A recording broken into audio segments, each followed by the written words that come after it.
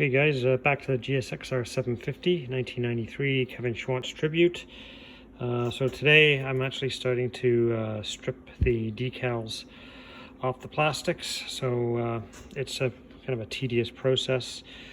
Use the heat gun, warm up the area with the decal on it, and then just systematically peel the decals off once the adhesive's gone soft. What I do find with the Suzuki decals, the vinyl comes off and it leaves all the adhesive on there, so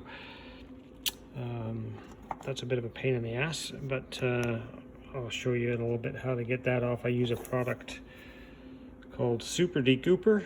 That's from the local hardware store. It works better than most of the products I've found. And then once you let that soak in, I just take my fingernail and scratch it off. But anyway, I'll show you a bit of that later on. And then so far, I haven't got very far. Only just started. Got this one, decals removed, all the adhesives off it. Give it a quick wipe over with some alcohol, so that'll be ready for sanding and paint prep in a little while. And all of that still to go. Fun, wow. Okay, here back with the GSX-R 750, just continuing the process of peeling off the decals and getting rid of the adhesive off here. So the process is pretty simple. You just basically heat up the sticker with the heat gun, and then peel it a little bit. And then as it cools off, it starts to get brittle and it'll tend to tear. So I kind of stop before it gets too hard, and then heat up the next section and just keep on peeling it. Sometimes you can get quite a bit off like this. Other times it's a bit of a pain in the neck and you end up with much smaller pieces coming off. It takes a little bit longer. And then we'll set towards getting rid of the residual adhesive. Okay, I just wanted to give you a comparison here. Same technique used to peel these decals. Basically heat up the vinyl, pick up either with your fingernail or the razor blade one edge of the vinyl, and then just start warming it and peeling it as you go. And I don't know why this happens, but it does. And this particular panel, there is practically zero residue. There's a little bit right there, you see, the adhesive residue, but everywhere else there is practically nothing. And then the same technique on this panel, there's adhesive everywhere, tons of it. Okay, so after you've scraped everything off with the razor blade, it comes pretty clean. And the only thing you have now is the, especially in the more curved areas, you end up with a little bit of residue left. So what I like to do is to just kind of spread on a quick coat of that Super Decouper with the brush, and one of those hard to clean places, like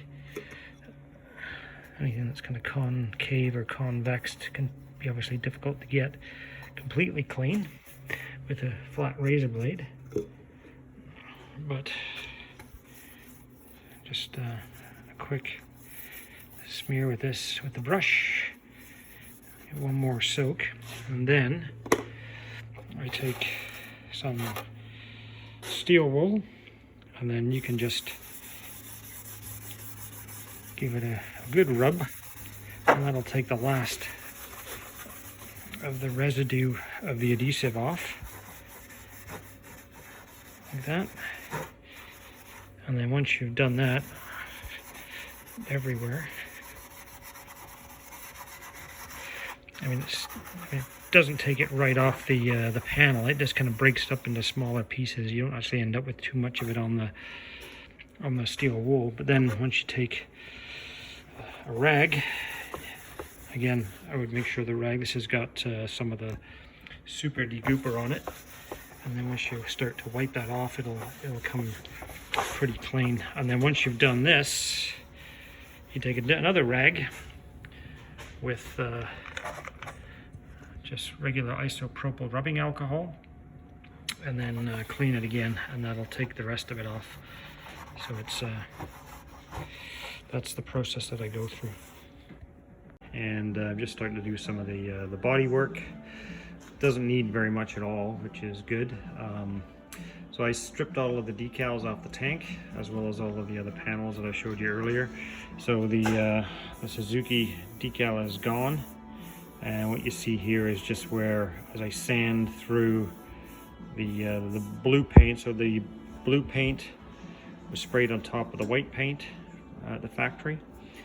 And when I strip the decal off, obviously it takes the clear coat with it where the letters were, and now I'm just sanding through. So I've sanded through the blue into the white, and then I've also there's a very, very minor scuff or a dent here, very, very thin. So that's got a coat of surface filler on it, and I'm just going to make sure that this gets sanded back now until I can't feel the edges of the letters anymore. I can still feel it right here, but so yeah, I'm just going to keep sanding, and then because I'm expecting in a number of places like right here where I'm going to go right through to the metal and the sanding, I'll put an etching primer on. There's another spot there as well.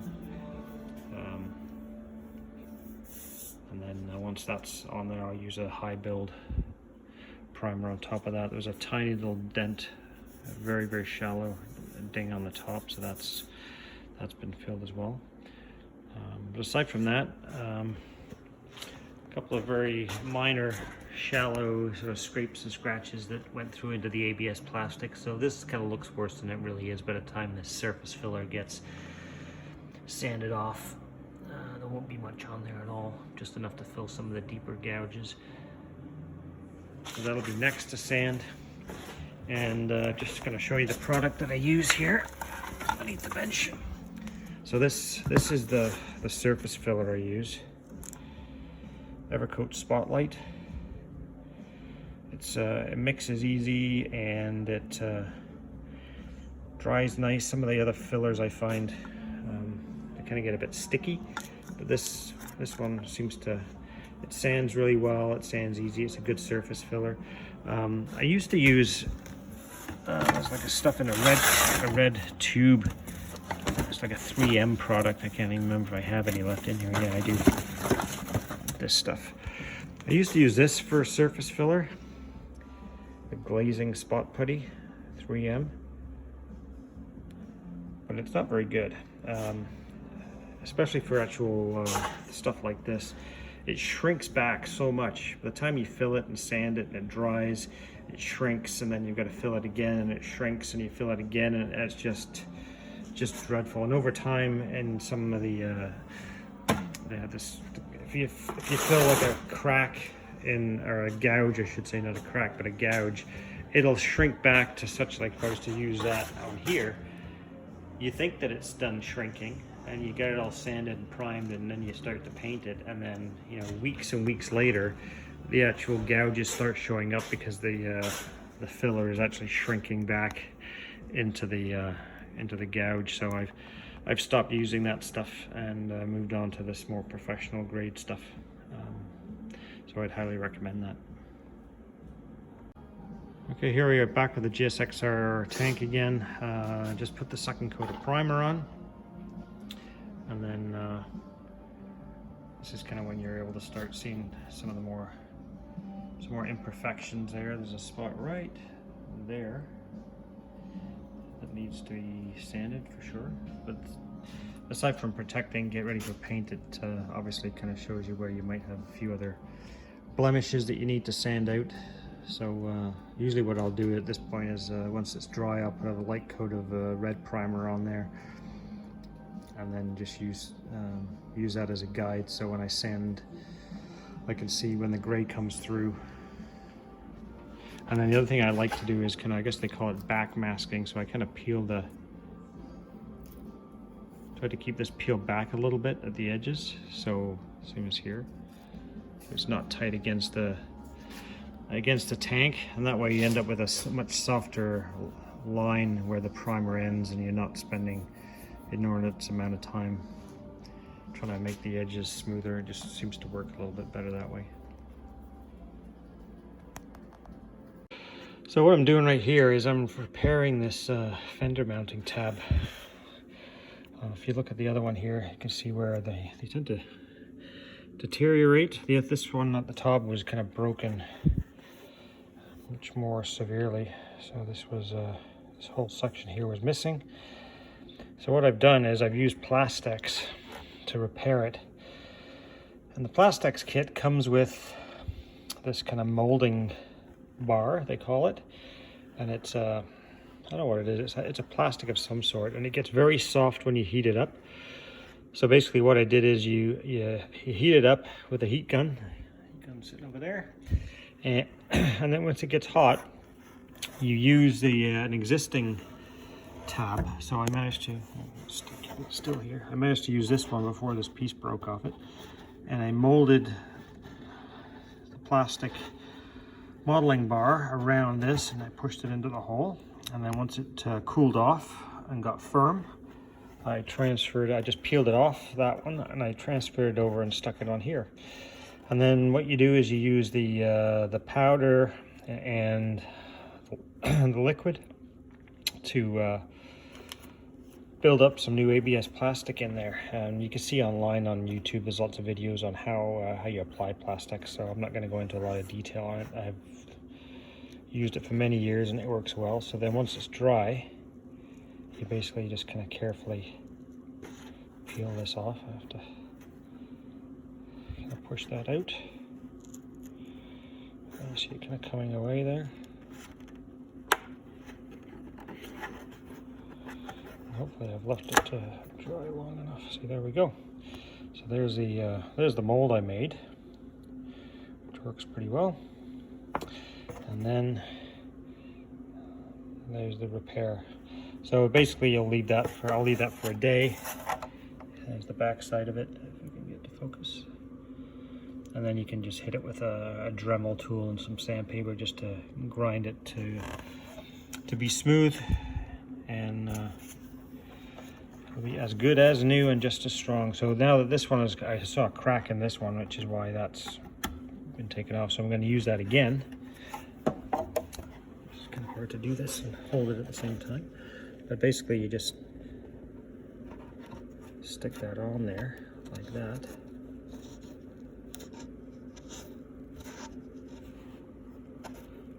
And something like that. I'm going to have to use both hands to get this to go on. And here's all the bodywork. I just brought it back from the paint shop, actually my buddy's place. I did my first paint job here. So this is all my handiwork. Came out really nice. I'm super happy with it. My buddy gave me a couple of lessons, and well, this is my second lesson in painting, and it came out pretty much flawlessly. There's one tiny spot with a little bit of orange peel right below that master cylinder sight hole, but aside from that, everything's as smooth as glass. We'll wait a few more days. We'll sand the tank, put the decals on, and get that re-clear coated over top of the decals. So yeah, turned out really well. And it was all done with a $35 spray gun off of Amazon. This is a Cartman with a 1.3 nozzle. I actually laughed when I received this because it says on it high quality, which kind of immediately makes you question just how good it really is. But I was really happy with it, and yeah, my painter was really impressed with it as well. He thought it was a bargain of the century, just how good this gun was for the price of the money. So there you go. If you're looking for a decent gun at a really low cost, give one of these a try.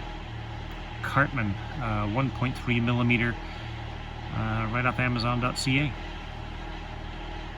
I have the decals on the tank, and the Suzuki decals on the side here were from one company, the Image Works in the UK. Really great quality stuff from those guys.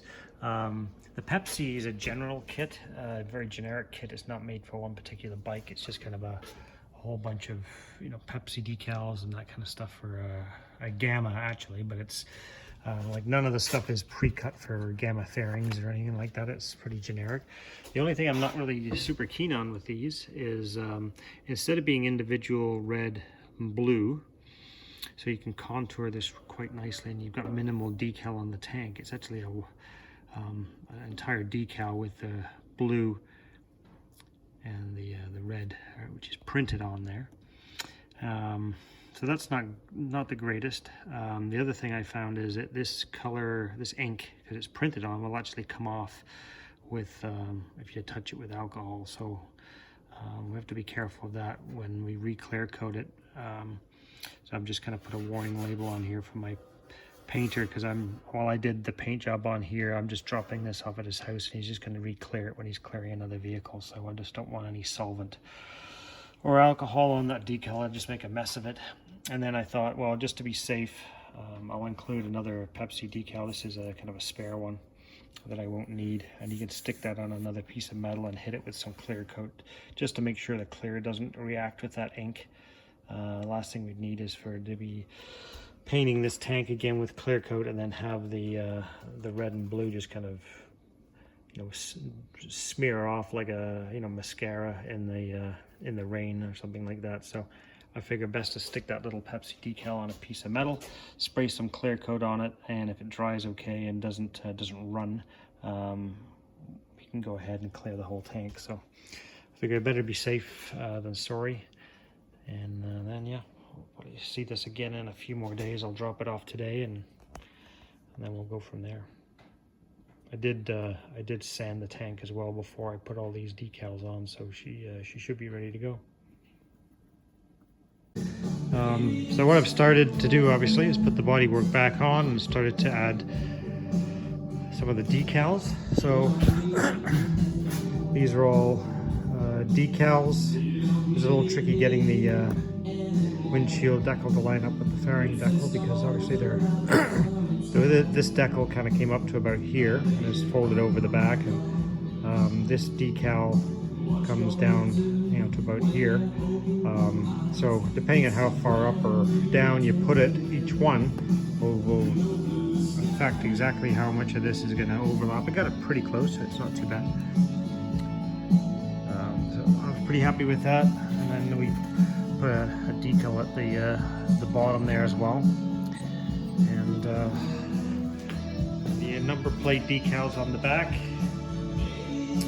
And I put a decal here on the shock reservoir, just so it kind of looks like a can of Pepsi, but I'm not really particularly pleased with the quality of these decals. These particular ones are pretty cheap. I got them off eBay, and they're junk, to be honest, so I'm probably gonna end up pulling that one back off and changing it. So and then I just got the tank back from getting it cleared. I put the decals on and clear coated it and let it dry for a few days, and just picked that up, put the gas cap back on. I'm gonna take the rest of the tape off this, and then it's going to be moving on to putting the side panels on, and some fairly large Pepsi decals that are going to go on there. So that's going to be a tricky job for sure, so stay tuned. And today I've been taking some time to put the decals on. So these basically are a bit of a pain in the backside to put on, but we're getting there slowly but surely. You see that I'm just finishing off putting on the red part of the decal.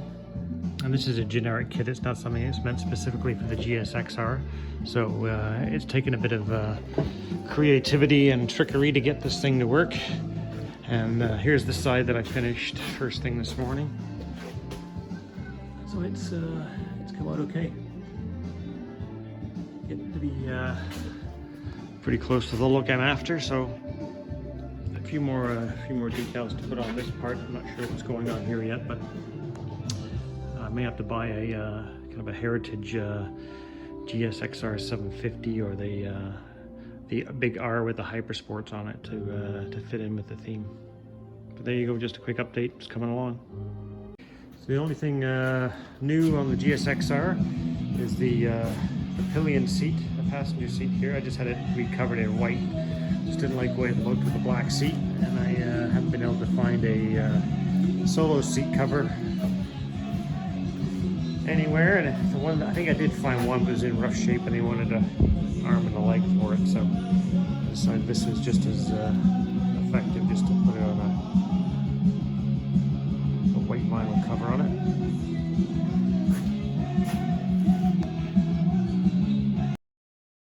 So it seems like I forgot to record video footage of the finished product, so here it is. I put in a few still pictures so you can see what the final product looked like with all of the decals on it. And I did finally get the bike running well by making some final adjustments on carburetor number 3 with the fuel screw, and float heights and whatnot. So yeah, now the bike's in a private collection of a friend of mine. So it turned out really well. I'm really pleased with how it looked.